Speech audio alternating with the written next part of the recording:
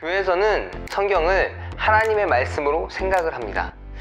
일반 사람들이 썼지만 사람의 글이 아니라 하나님의 글이라고 생각을 합니다. 그래서 더욱 특별한 책으로 성경책이 우리에게 다가오는 것입니다. 자, 이게 무엇일까요? 여러분, 사용설명서는 무슨 용도로 사용하나요? 그렇죠, 맞습니다. 제품을 잘 사용하게 하기 위한 용도입니다. 어떤 새로운 물건을 구입했을 때 그 물건을 잘 사용하기 위해 제조사에서 사용법에 대해서 자세하게 설명을 글로 또는 이미지로 해서 함께 넣어 놓는 것, 그것이 사용설명서입니다. 그럼 소비자는 그 물건을 받고 설명서를 읽고 물건을 사용하게 됩니다. 이것이 가장 빠르고 안전하게 물건을 사용하는 길입니다. 그런데 우리나라 사람들은 그 설명서를 되게 귀찮아합니다. 설명서는 다른 데 던져놓고 우선 물건을 사용하기에 되게 바빠요. 일단 해보면 알겠지, 뭐 이런 생각에 물건을 먼저 만지며 시행착오를 계속했습니다. 그러다 하다 안 되면 그제서야 설명서를 보게 됩니다. 설명서를 처음부터 봤다면 시행착오 없이 잘 사용할 수 있을 텐데 그렇지 못합니다. 그러다가 잘못 건드려 고장이라도 나게 된다면 더 손해고 마음이 아플 수 있는데 우리는 이런 행동을 계속 반복합니다. 여러분, 교회에서도 사용 설명서가 있다는 거 들어보셨나요? 교회에서도 사용 설명서가 필요합니다. 에? 무슨 교회에서 사용 설명서가 있냐고요? 물건도 아닌데. 그쵸, 물건이 아니죠. 그런데 교회 생활에 필요한 기본적인 것들에 대한 이해가 있어야 합니다. 그래야 신앙생활을 함에 있어서 어려움이 덜하게 할 수 있습니다. 교회 다니면서도 예배가 뭔지, 성경이 뭔지, 기도가 뭔지 잘 모르는 분들 꽤 있습니다. 이런 것에 대한 기본적인 이해가 있어야 교회를 다니는데 마음에 부담 없이, 불편 없이 다닐 수가 있다는 것입니다. 이제 오늘부터 10주간 교회 설명서를 신박하게 정리해 드리겠습니다. 여러분들이 교회에 나와 알아야 할 기본적인 것과 우리 교회에 대한 것들을 알아가는 시간이 되리라 기대가 됩니다. 오늘부터 함께 나누게 될 신박한 정리, 교회 사용 설명서 편. 첫 번째, 성경이 무슨 책이야? 입니다. 여러분이 교회를 다니면서 많이 보고 읽고 했던 그 성경책이 도대체 무엇인지 가장 기초적인 것들에 대한 이해를 함께 나누고자 합니다. 이번 신박한 정리 교회 사용 설명서 편은 거창하거나 어려운 내용을 가지고 함께 나누는 것이 아니라 가장 쉽고 들으면 이해할 만한 간단한 것들로 나누려고 합니다. 그러니 부담 없이 들으시며 혹 그동안 갖고 있었던 궁금증을 해결하거나 새롭게 각 주제별로 내용을 알아가는 시간이 되기를 바랍니다. 여러분들은 성경책을 언제 처음 보게 되었나요? 교회를 다니는 부모님이 계시다면 집에서 봤을 것이고, 그렇지 않으면 주차된 차창으로 성경을 보았을 수도 있고, 친구들이 성경책을 가지고 다녀 봤을 수도 있으실 것입니다. 그리고 요즘은 어플로 아주 쉽게 성경책을 접할 수 있어 마음만 먹으면 성경을 보고 읽을 수 있는 그런 시대가 됐습니다. 성경책은 세계적인 베스트셀러 책입니다. 그것은 왜일까요? 그만큼 많은 사람들이 성경책을 구입하고 읽기 때문일 것입니다.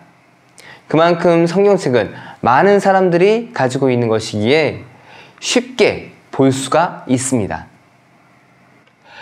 성경책이라고 할 때 그 성경의 의미는 인터넷에서 찾아보게 되면 이렇게 의미가 정의됩니다. 통상 기독교토는 유대교 신앙의 최고 경전을 일컫는 말로 거룩한 글이다. 한마디로 기독교의 경전을 뜻하는 것입니다. 이 의미만 가지고 본다면 모르는 사람들은 그냥 그쪽 종교의 하나의 책이구나 라고 생각할 수 있는데, 우리 기독교인들에게는 무엇인가 좀 더 특별한 책으로 그 느낌이 다가오고 또한 느껴지는 게 사실입니다. 교회에서는 성경을 하나님의 말씀으로 생각을 합니다.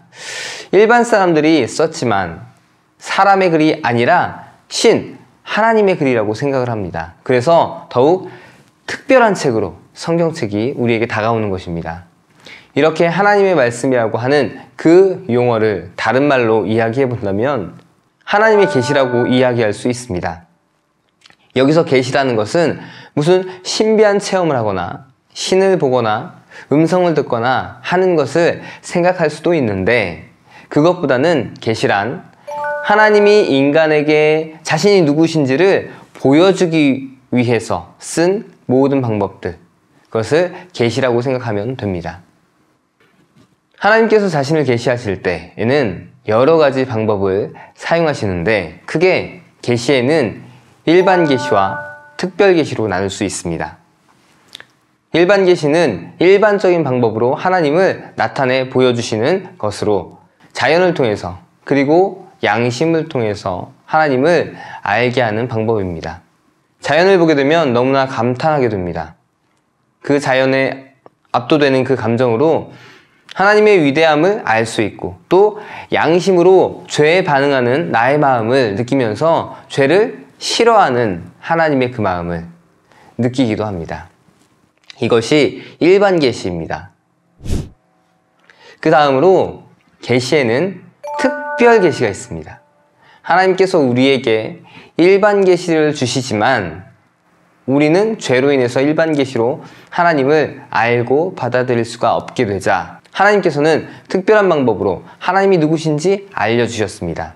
특별한 예언자, 또한 꿈이나 환상 같은 것이 사용되기도 하는데 그중 하나가 바로 성경입니다. 성경을 통해 부분적으로 하나님을 보여주는 것에서 이제 벗어나 전체적으로 하나님의 모든 속성에 대해서 이해할 수 있게 만들어 줍니다. 정말 하나님이 누구신지 궁금하다면 성경을 보면 그 답이 명확하게 나옵니다. 그래서 우리 그리스도인들 성경을 특별하게 대하는 모습이 있는 것입니다. 성경책을 우리가 봤을 때 그 두께가 어떤가요? 어마어마하죠. 학교 책과는 비교가 안 될 정도로 두께의 위험에 우리는 압도됩니다. 하지만 그렇게 두꺼운 책도 그 안에 어떤 내용들이 들어있는지 그 구성을 간단하게 정리할 수가 있습니다. 우선 성경은 크게 구약과 신약으로 나뉘어집니다. 구약은 오래된 약속이고 신약은 새로운 약속입니다. 예수님이 이 땅에 오시기 전까지의 기록이 구약, 예수님이 오신 다음 예수님의 활동과 제자들이 복음을 전하는 그런 활동이 기록되어 있는 것이 신약입니다. 구약과 신약에서 공통적으로 약속하고 있는 것은 예수님에 대한 약속입니다. 구약은 예수님이 오실 것을, 신약은 부활한 예수님이 다시 오실 것을 약속하는 글입니다. 이러한 약속의 글인 성경은 구약과 신약 총 66권으로 담겨져 있습니다. 구약 39권, 신약 27권, 총 66권입니다. 현재 성경은 문학적 분류로 구성되어 있는데 구약은 모세오경, 또한 역사서, 시가서, 대선지서, 소선지서로, 신약은 복음서, 역사서, 바울서신, 일반서신, 예언서로 구성되어 있습니다. 각 성경의 문학적 특징으로 구분된 것입니다. 더 자세한 내용은 다른 과정에서 다루도록 하겠습니다. 이러한 성경은 처음에 신비한 언어, 우리가 알 수 없는 언어로 기록되지 않았습니다. 성경이 하늘에서 뚝 떨어져서 인간이 모르는 언어로 만들어지지 않았고, 당시 살고 있는 사람 40여 명을 통해서 당시 살고 있는 사람들의 언어로 기록되어졌습니다. 구약은 히브리어, 신약은 그리스어로 쓰여졌습니다. 성경을 하나님이 안 쓰시고 사람들이 썼다고 해서 그 권위를 인정하지 않는 사람도 있는데 이건 잘못된 생각입니다. 성경은 분명 하나님께서 쓰셨고 사람들이 성령의 감동으로 하나님의 말씀을 그대로 적은 것 뿐입니다. 그래서 여전히 성경은 하나님의 말씀으로 또한 인정되어지고 권위가 있습니다. 그럼 하나님께서 이 성경을 왜 기록하셨을까요? 인간에게 주신 목적이 무엇일까요? 디모데후서 3장 15절부터 17절까지의 말씀을 보게 되면 그 목적을 우리가 알 수 있습니다. 그대는 어려서부터 성경을 알았는데 이 성경은 그대를 지혜롭게 하여 그리스도 예수를 믿는 믿음을 통해 구원을 얻게 하였습니다. 모든 성경 말씀은 하나님께서 감동을 주셔서 기록되었기 때문에 진리를 가르쳐주며 삶 가운데 무엇이 잘못되었는지 알게 해줍니다. 또한 그 잘못을 바르게 잡아주고 의롭게 사는 법을 가르쳐줍니다.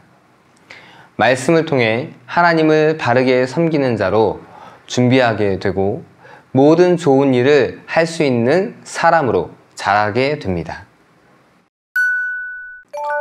첫째, 구원에 이르는 지혜를 알려주고자 기록한 것입니다. 사람이 죄를 지었기 때문에 스스로는 구원에 이를 수 없습니다. 죽어서 천국에 못 간다는 것입니다. 죽어서 천국에 가고 싶다면 성경을 봐야 합니다. 그 방법을 가르쳐주기 때문입니다. 둘째, 하나님의 사람으로 온전하게 만들기 위해서 기록을 했습니다. 예수님을 믿고 구원받은 사람이 이 땅에서 어떻게 살아가야 하는지에 대해서 가르쳐주는 것입니다. 어떻게 사는 것이 바로 사는 길인가에 대한 그 방법을 알려주고 있다고 생각하면 됩니다. 결국 성경은 우리 인간이 구원받는 길을 알려주고 그렇게 구원받은 사람이 어떻게 살아야 하는지를 가르쳐주기 위해서 하나님께서 우리 인간의 말로 우리에게 전해주신 것입니다. 과연 이런 성경이 우리에게 어떤 의미가 있을까요? 하나님의 말씀인 성경의 여러 저자들이 다양하게 비유한 말씀들이 있는데 그중 시편의 말씀에 이렇게 정리되어 있습니다. 주의 말씀은 내 발의 등이요 내 길의 빛이니이다. 저자는 성경을 등과 빛에 비유하고 있습니다. 이렇게 이해를 해보면 좋을 것 같습니다. 성경은 우리가 살아가면서 어디를 향해 가야 하는지를 보여주는 인생길의 빛입니다. 하루하루 어떻게 살아가야 되는지 알려주는 게 바로 성경이라는 것입니다. 많은 신앙의 선배들은 항상 성경을 가까이 했습니다. 성경 말씀을 읽고 듣고 배우는 일에 최선을 다했습니다. 이제 막 예수님을 믿기 시작했거나 아직 믿음이 약한 분들이 믿음이 자랄 수 있는 유일한 방법이 성경 말씀을 가까이 하는 것입니다. 믿음은 들음에서 난다고 로마서 10장 17절에 말하고 있습니다. 믿음은 덮어놓고 믿는다고 해서 생기는 것이 아닙니다. 성경을 펼쳐놓고 볼 때 비로소 생기는 그것이 믿음입니다. 믿음을 가지기 시작한 여러분들, 그리고 믿음이 아직 연약한 여러분들에게 권합니다. 성경을 보십시오. 그곳에 믿음의 답이 있습니다.